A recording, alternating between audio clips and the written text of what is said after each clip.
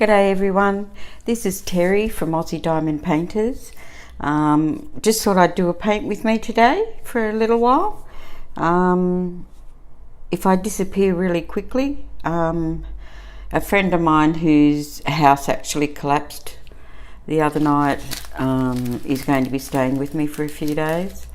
We had a huge hailstorm here in Sydney, and yeah, he's all his roof collapsed and all that sort of thing, so he's sort of house jumping until he finds somebody to fix the place so he can move back in. But anyway, we will get started. I have a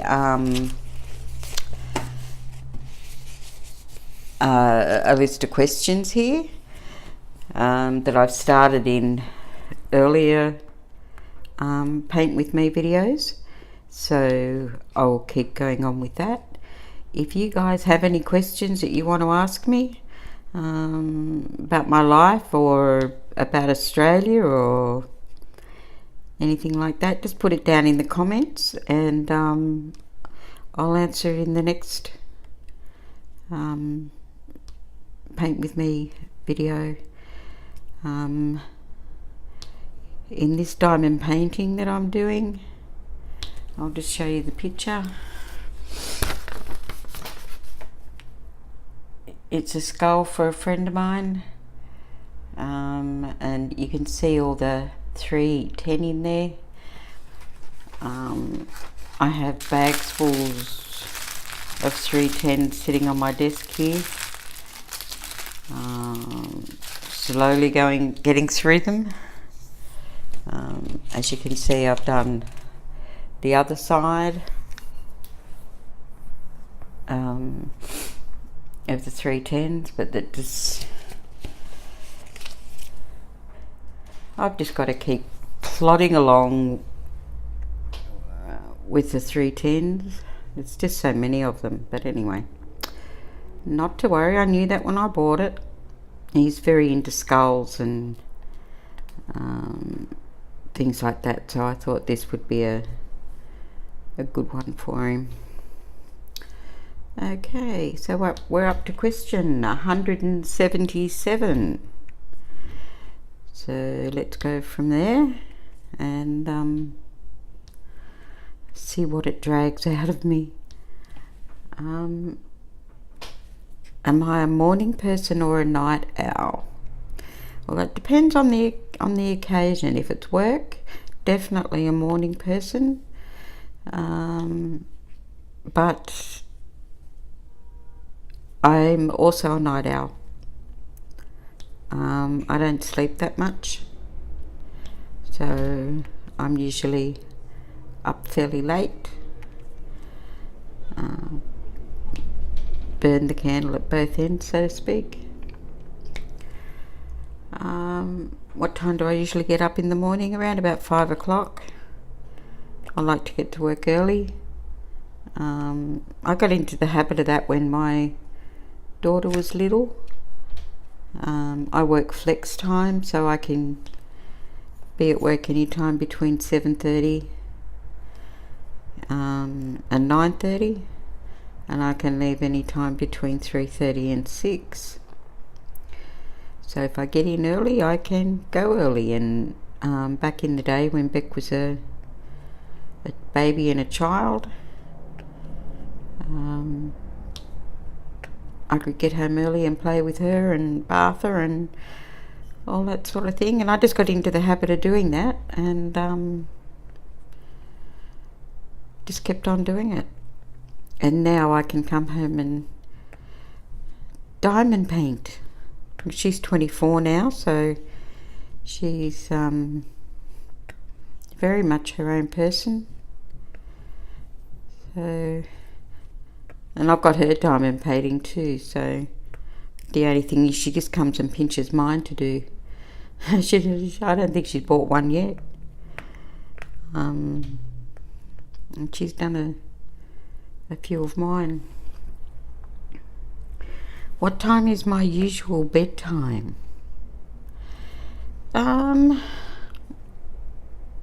around about 11 midnight, something like that,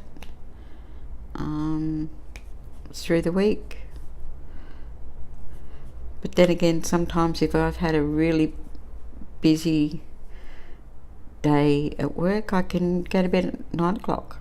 So usually 11 midnight, or every now and then, as I said, I go early. What's the first thing I do when I open my eyes in the morning? I get out of bed. I get out of bed pretty quick. I'm not one of those people who can lay in bed for hours and hours. I've never been like that, so I'm up and out, and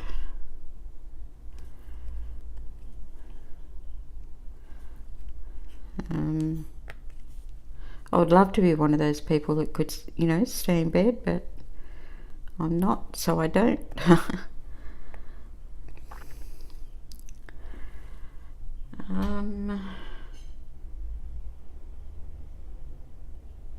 What's the first app I check when I get up in the morning?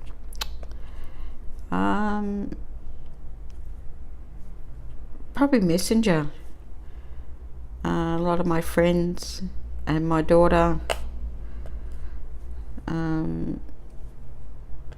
we use Messenger to chat, so probably Messenger to see if anybody's messaged me overnight or in the morning. And actually, my daughter, as I've said before, lives with me, and my bedroom's downstairs and hers is upstairs, and she actually messages me from upstairs. So she doesn't come down, she just sends me a message.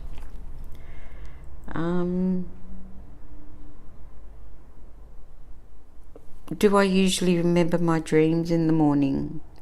First thing when I wake up I do, but as the day goes on, the memory of those dreams diminishes quite a bit, and most of the time, by the end of the day, I can't remember any of them. I don't know whether that's normal or whether that's how other people and their dreams work, and sometimes I wake up and I don't think I've dreamt at all, and I probably have. I just don't remember. And I've had dreams that are so real, and you wake up in the morning and you think, did that really happen, or was it a dream? And it takes a while for me to realise that it was actually a dream.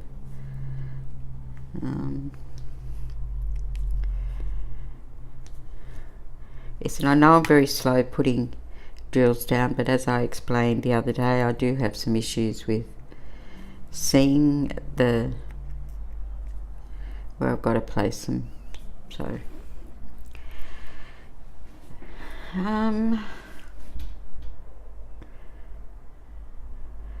what is the first time you were allowed to put makeup on?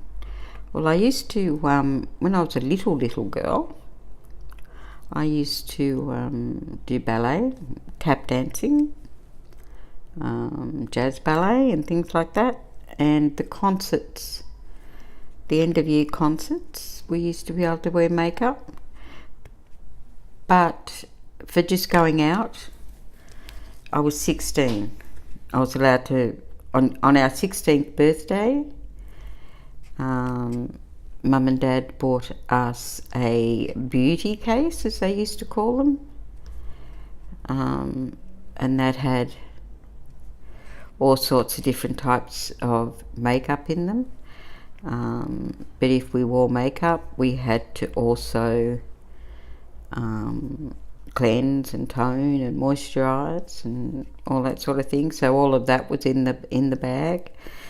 I wouldn't say it was very bright, or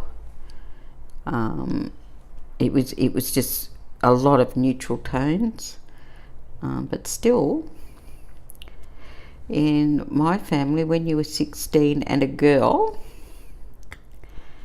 you got your bag of makeup, and that's when you were allowed to wear it. As I said, the colours were fairly muted. At that time, blues and bright purples and that sort of thing, eyeshadow were very in. But we didn't get those. We got more of the lighter browns and creams and that sort of thing. But that was okay. It was a start. We could go out and buy our bright purples or bright blues and that sort of thing ourselves. But that took a bit as well, because we weren't allowed to have a job while we were going to school.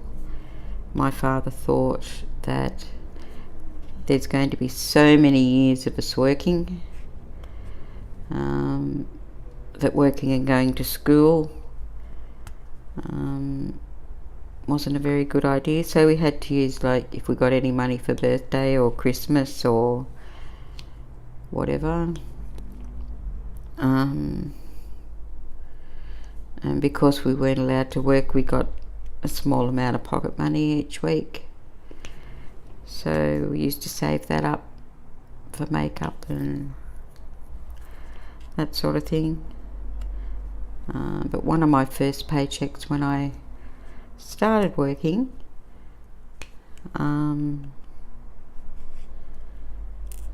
which wasn't much back in those days, as an apprentice you got very little. There's no way you could live on it without living at home. Like, you couldn't live out of home if you were a first year apprentice like I was. You just didn't get enough money to be able to do that. But it was enough to buy some little bits of makeup and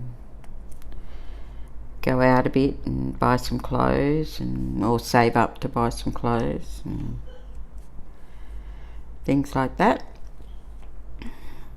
I'm sorry if you can hear things in the background. As I said, I live with my daughter and her boyfriend, and they're a little bit noisy up there at the moment. I don't think one of them's very well by the sound of it.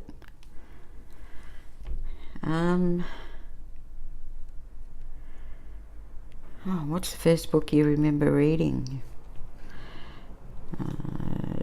As I said earlier, I'm dyslexic, and it wasn't until I was in probably my 20s before anybody really realised that was my issue, that I wasn't dumb, I just couldn't read. Back in the day, it wasn't picked up at school. So they sent me to read by colour. So every letter was a different colour, and things like that. But of course, being dyslexic, that didn't help. But they didn't. Not much was known about dyslexia when I was growing up. So, and people just got called slow, or slow learners, or whatever. But I'm one of 3 children, and we all had it. Well, my brother and I both had it. My brother wasn't as badly affected as I was, but he had the read by colour lessons as well. It wasn't until I left school that I found out what the issue was, and then I started studying. Like I studied law and accounting and all sorts of things after I left school, or after I found out what the problem was and not treated it, but learned how to live with it.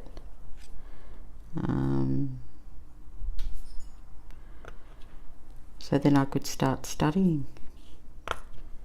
And books, reading books. You never saw me without a book after I learnt how to read properly. And still to this day, I've always, even though I don't have the physical books, I have them on my iPad, and I always have one, at least, the very least one book on my iPad in the Kindle app to read. And now with doing diamond painting, I actually gone to Audible, which is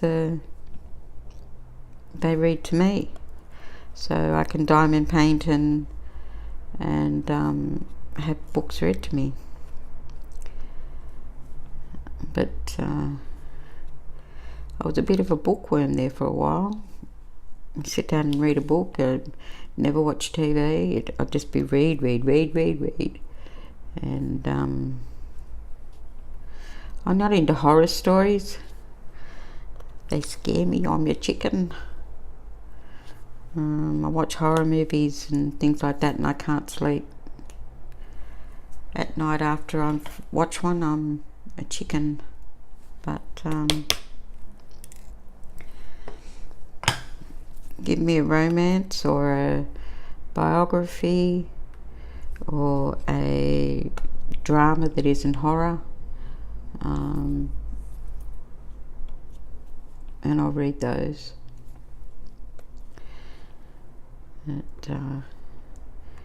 Anything horror and movies, no horror movies for this little black duck. She don't sleep.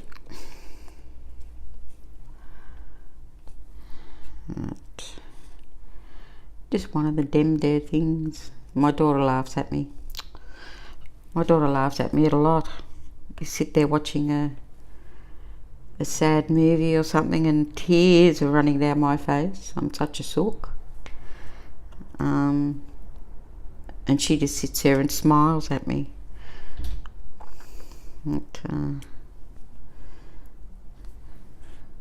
Even some shows, like, you know, half-hour shows on Current Affair and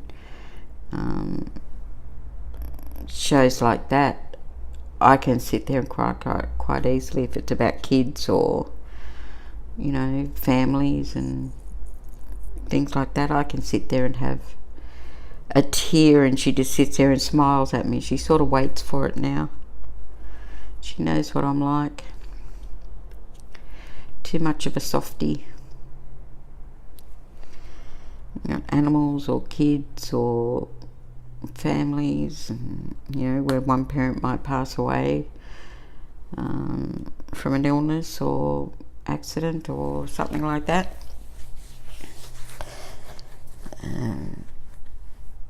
The tears start with me. So I don't know how much you can see of me doing this, so I'll just move it over a bit more so we're a little bit closer to the camera. But all I'm doing is checkerboard for the 310s. For me, the first part of the checkerboard is slow, and then when I come back to fill in the other half, it's pretty quick, and I think a lot of people are the same. What is the first book you remember reading? I don't know. Probably Cat in the Hat. I do remember reading Robbie Louis Stevenson's stories, and I loved them. And I had this humongous book that was nearly as big as me when I was about 2 or 3. And apparently I used to carry that around everywhere, and try and talk people into reading a story to me. I used to love those stories in that big white book. And I don't know whatever happened to that big white book. I would love to have it now.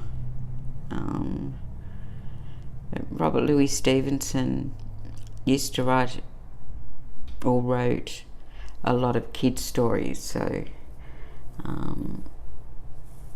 and I just loved it. It was when I was a kid, it seemed like a really thick book. I don't actually remember how thick it was, but I remember it was very heavy, carrying it around with me.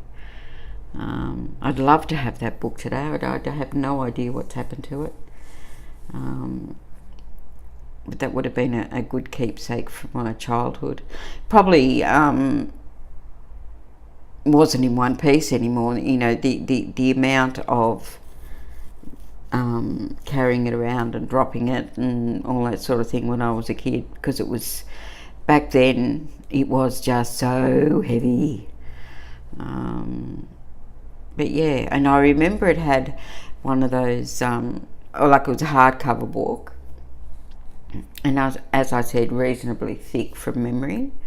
It had one of the paper covers over the top, and I don't know what happened to that paper cover. I'd say it got wrecked, because I only remember carrying around the white book. So I don't know what happened to the outside cover, but oh boy, I loved that book. I don't remember what I got the book for, whether it was birthday or Christmas but that book was just unbelievable as far as I was concerned at that age, with all the fairy stories and, you know, fairy tales and that sort of thing in there. All the ones that he wrote, well, probably not all of them, but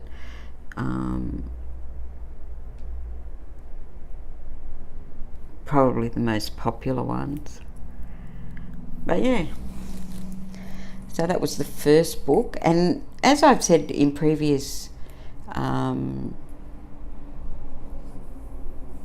With Me, so I have very little memory of when I was a child. I do have a memory issue, and that's probably one of the ones that I do remember, and I still don't know if it's because somebody told me about it or whether it is an actual memory, but it feels like it was an actual memory, because I can still, like, the feel of the front of the book, and the cover that was originally over the white part of the book was very pretty, and it was fairy stories or by Robert Louis Stevenson was written on the front. So I think that's more of a memory than somebody actually telling me about it. But anyway, what kind of books do you like to read? I like to read books that take me out of issues or where I am at the moment. I like romance. I particularly like historical romance. Joanna Lindsay is a good example of that. Is someone who, when you're reading her books and you close your eyes, you can actually picture picture what she's described, the dresses, the castles or homes, or, you know, things like that, and you can see it in your mind's eye exactly what she's saying. Because I think I was born in the wrong era. I need those dresses with, you know, the real I don't even know what you'd call it, the real old-fashioned dresses, you know, back in the 1800s and things like that, where they had the really big dresses with the bustles underneath and all that sort of thing. The only thing I wouldn't like is not being able to bathe properly and and things like that. I love my shower or my bath. At least once a day, usually twice, but yeah, I'm the historical romances. I like biographies if they're really decent biographies, and I like crime stories, but as I said, not horror stories. Yeah, things like that. What is the last book you read? Well, it was a romance book. It's on Audible, so I didn't actually read it. It was read to me. I'm going through a series of, it feels like about 100 books. Snow series is all about different families. And one family lives and works a ranch, and another family, one guy's a stuntman and another guy is something else, but they all get together and live happily ever after and those sort of things. So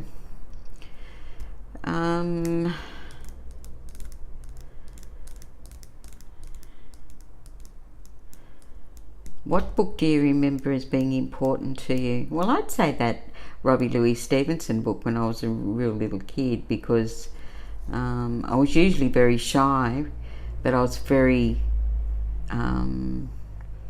outgoing as far as that book was concerned, and getting people to read it to me, and I can just see my mind's eye, this little blonde-haired curly hair girl walking around mum and dad's lounge room asking people to read to her. Yeah.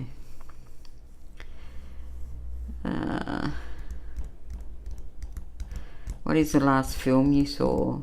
A Star is Born. And I cried.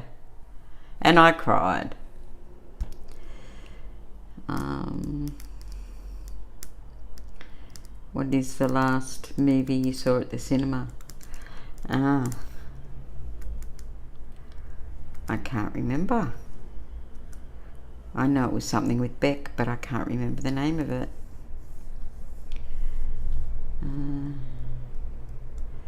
What was the last thing you downloaded onto your computer? I download all the diamond painting YouTubes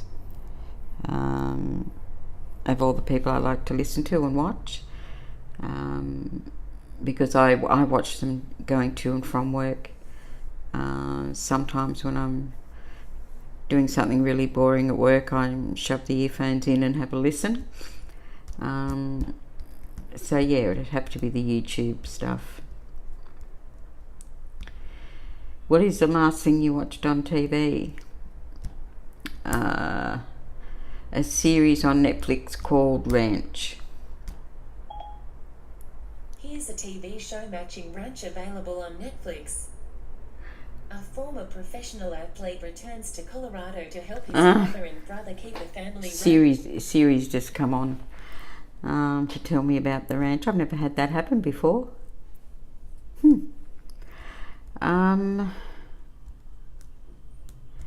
What was the strangest thing you believed as a child? I don't know. I can't remember. Strangest thing. If I remember any of these things, I'll come back and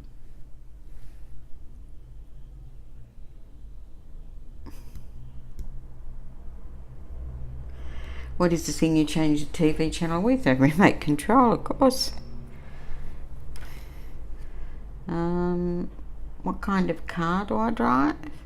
I drive a Holden Spark. I don't know whether they're in some of the countries where you guys would be, but similar to a Barina, only of course it's got a better name. It's a Spark, and it's bright red because they always go faster. It's only a little car, because there's usually only me in it now, so I don't need a big car. I just need a little one that'll get me from A to B.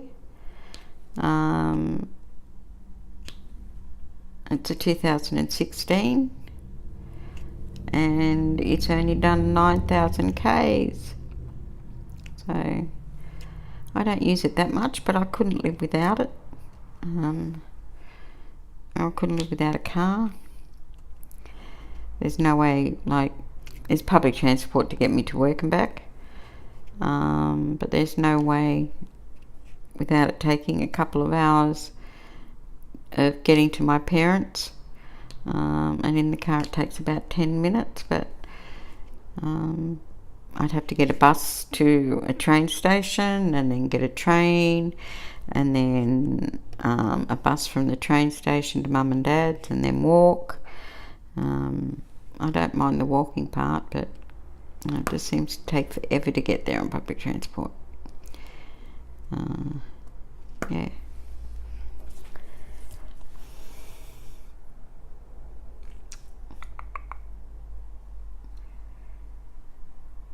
What language besides your native language would you like to be fluent in? I would say at the moment, because of AliExpress being in China, I'd like to be able to speak Chinese or Cantonese. However they speak, so you can communicate better, and maybe I'll make deals with them and that sort of things. Excuse me for a second while I just have a drink.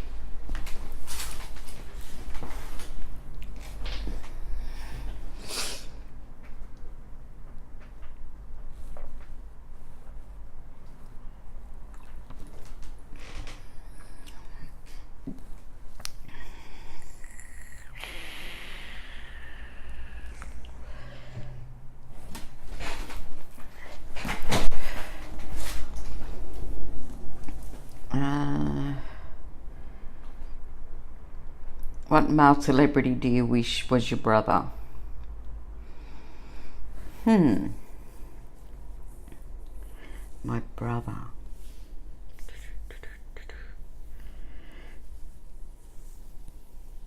I'd like Richard Gere to be my partner.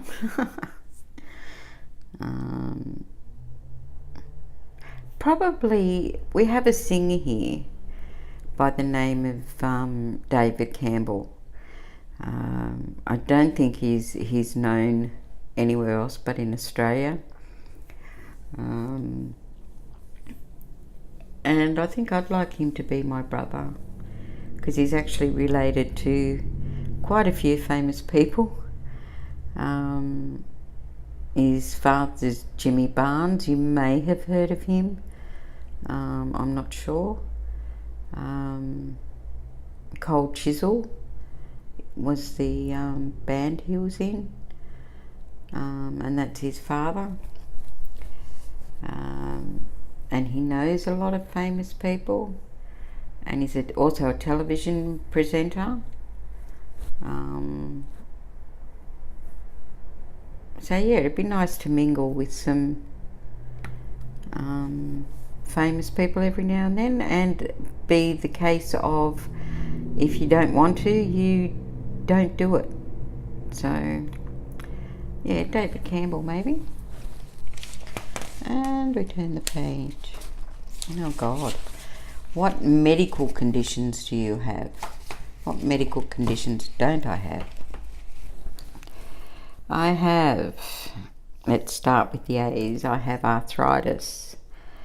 The reason why I have arthritis is because I have psoriasis, which is a skin condition, and I'm very lucky.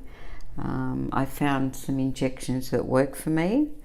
I think they're spelt Talz, Taus. It's the first one that's really worked, otherwise you would see psoriasis all over me. I've been taking it now for about 6 or 8 months, and it's wonderful. Or injecting it.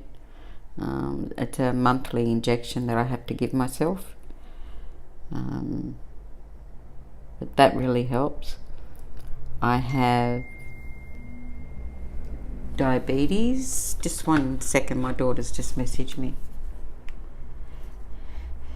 I have diabetes, and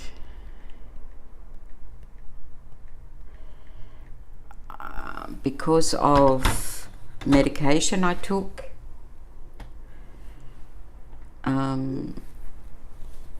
for my skin, I have liver disease, and it just keeps going on and on and on. When I was 50, actually, I said to my daughter, actually, absolutely nothing wrong with me. I take no medication. This was when I turned 50. Take no medication for anything. The only thing I have is medication for my skin and vitamins.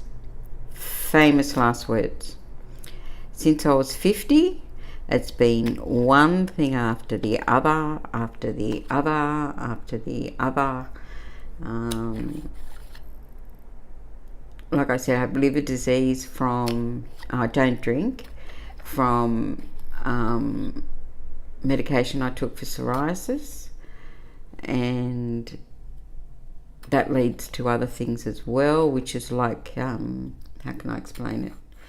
Like varicose veins in your esophagus. Now, if they get too big and you cough, there's no way of stopping the bleeding, so you actually cough, and if you cough too much, you can explode one of the varicose veins in your esophagus, and you just go down like a ton of bricks and never get up. So I'm on medication for that. I rattle when I walk now, and the medication is actually a blood pressure medication.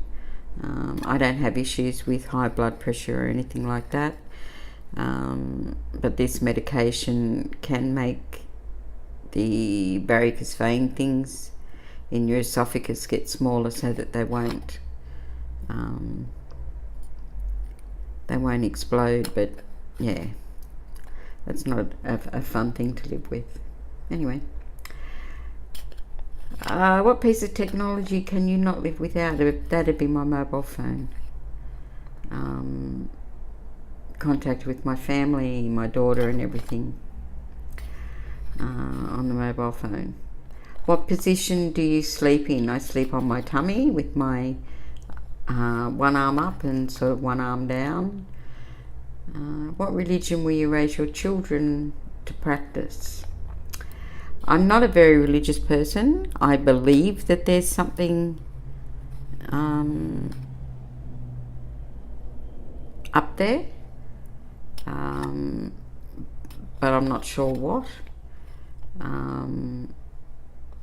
When I was on IVF, I used to go to the Catholic Church on Sundays and go to Mass and all that sort of thing. I was asked to leave the church because I was on IVF, and the Catholic Church didn't condone people on IVF, so I was actually asked to leave. What was the best news you ever received? Well, that was on a Thursday afternoon when I was told that my daughter's adopted, and when I got a phone call from the adoption agency to say we have a little girl, I think that was the best news that I ever received. What was the first concert you ever attended? I don't know, probably an Australian singer called John Paul Young. I just can't remember where. What was the first tattoo you got?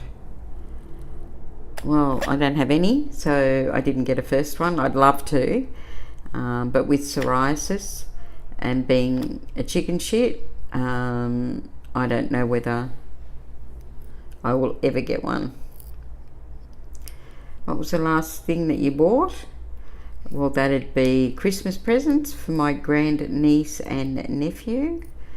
And that was the last bit of Christmas shopping that I had to do.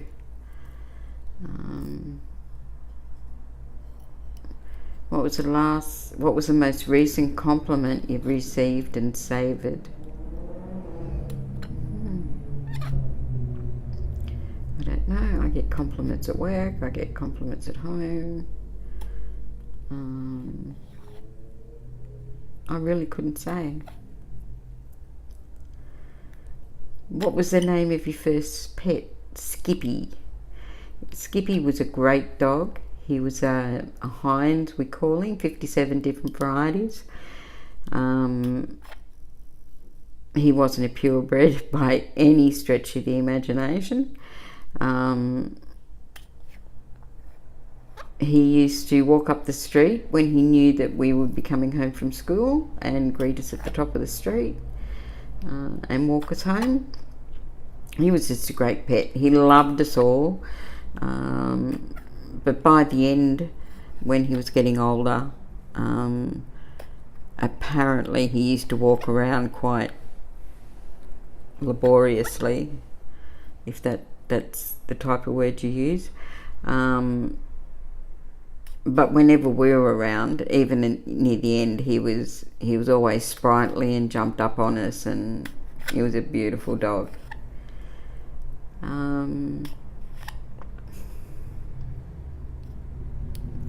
What was your first cooking experience? I don't know. I did a lot of cooking growing up. I can't remember what my first experience would have been.